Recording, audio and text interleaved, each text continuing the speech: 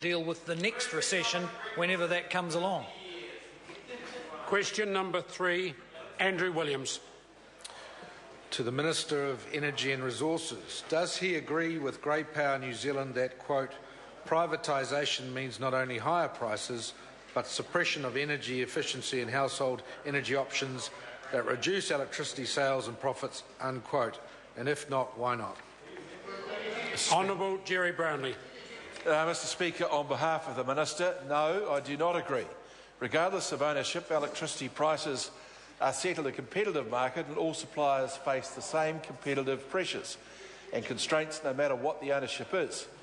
Mr Speaker, I note that in the latest quarterly survey, Contact Energy, the largest privately owned electricity company in New Zealand, has the lowest national weighted average for electricity retailers. As for energy efficiency, New Zealanders have embraced energy efficiency over the past few years, as evidenced by the 200,000 plus households who have insulated their homes under the government's program. I note also the very favourable response to the Eka Energy Spot advertorials, which screen 7 times a week across a number of channels. And to date, 82% of New Zealanders have seen those programs and recall them, and 41% report taking action on them. They are very good results.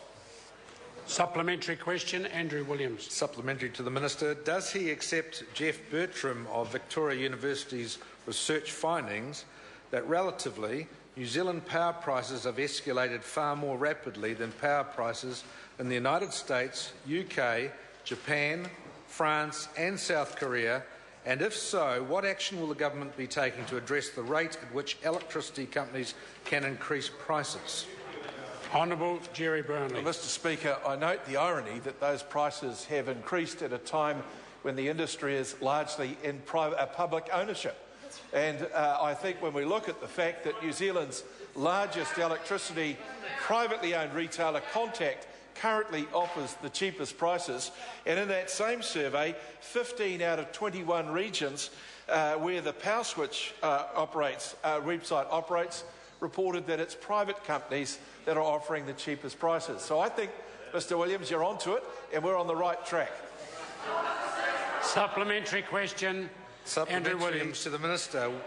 Why are New Zealanders paying substantially more for power than consumers in many other developed countries?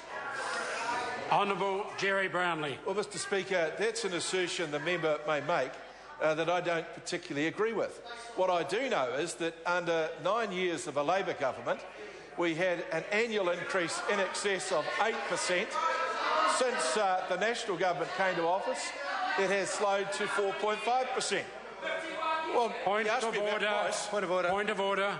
Andrew Williams. Point of order, Mr Speaker. I asked why are New Zealanders paying substantially right now. I didn't want to hear about what happened under Labor and 4 or 5 years. I want to know now. Order, and the Minister, having received the question, has every right to answer it. Have the member further supplementaries? Supplementary. What specific steps, if any, is the government taking to reduce household electricity prices? Honourable Jerry Brownlee. I will resume where I was before, because the trend when we came to government was rapidly escalating electricity prices.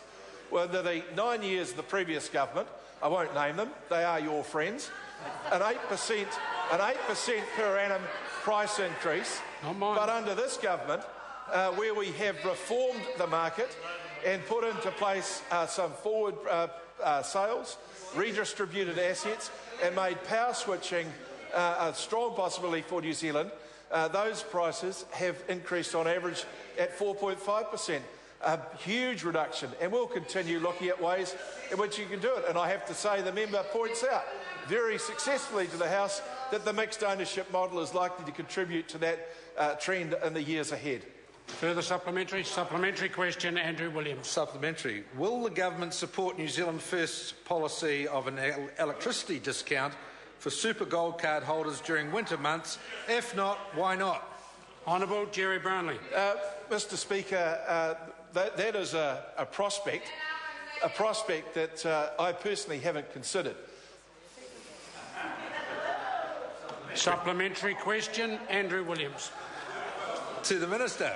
What protection what protection for household consumers will the government provide as part of its mixed ownership model program, given these companies will no longer be subject to the social responsibility clause which currently binds other SOEs?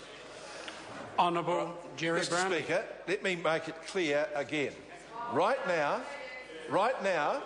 and for a while now, the cheapest electricity available to retail consumers has been supplied by Contact Energy, New Zealand's largest privately owned company.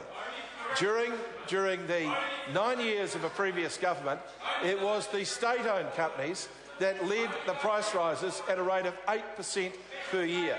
Mr. Speaker, I think we're doing very well in this particular part of the New Zealand economy, and the member would do well to support more of it. Point of order, Andrew Williams. Mr. Speaker, the Minister is not answering the aspect of social responsibility clause of SOEs. He's deliberately... I invite the member to repeat his question. I'll repeat the question. To the Minister, what protection, I'll say that again, what protection for household consumers will the government provide as part of its mixed ownership model program, given these companies will no longer be subject to the social responsibility clause which binds other SOEs? Honourable Jerry Brownlee. Mr. Speaker, the member asserts, or the assertion behind the member's question is that SOEs have acted in a socially responsible way, when clearly the evidence is demonstrably that they didn't. I noticed that one of the worst incidents that happened for cutting off power to anybody was done by a state-owned company. They have not used that, exercised that provision to any great advantage to New Zealanders. It's now the private sector who provide the cheapest electricity in this country. Question number 4, Dr. Russell Norman. Thank you, Mr. Speaker. My question